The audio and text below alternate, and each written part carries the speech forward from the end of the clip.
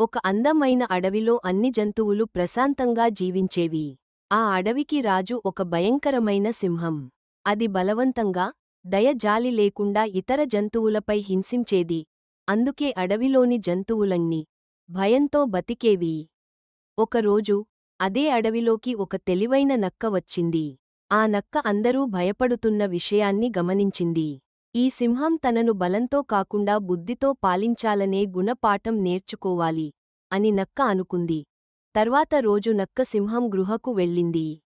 మహారాజా, మీ బలాన్ని అందరూ గౌరవిస్తారు. కానీ మీరు మీ పరిపాలనను భయం వల్ల కాకుండా ప్రేమతో పాలించడం మంచిది అని నక్క వినమ్రంగా చెప్పింది. సింహం మొట్టమొదట్లో కోపంగా చూసింది. కానీ నక్క మాటల్లో నిజం ఉందని తెలుసుకుంది.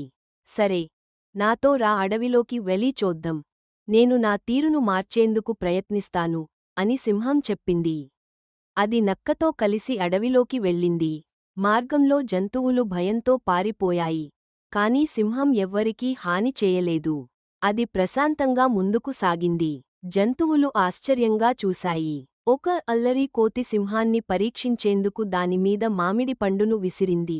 సింహం ఒక్కసారి ఆలోచించి మౌనంగా ఉండిపోయింది. నక్క వెంటనే మెల్లగా చెవిలో చెప్పింది, మహారాజా, మీరు ఇప్పుడు మారిపోయారు. మీరు రాజు మాత్రమే కాదు, మంచి మనిషి కూడా. సింహం ఊపిరి పీల్చుకుని చిరునవ్వుతో ముందుకు నడిచింది. ఈ దృశ్యాన్ని చూసిన అడవి మొత్తం అబ్బురపడింది. జంతువులు జయజయకారాలు పలికాయి. ఆ దినం నుండి సింహం బలంతో కాకుండా దయతో పాలించటం మొదలుపెట్టింది. నక్కను తన ముఖ్యమైన సలహాదారుగా నియమించుకుంది. అడవి నెమ్మదిగా భయానికి బదులుగా శాంతితో నిండిపోయింది.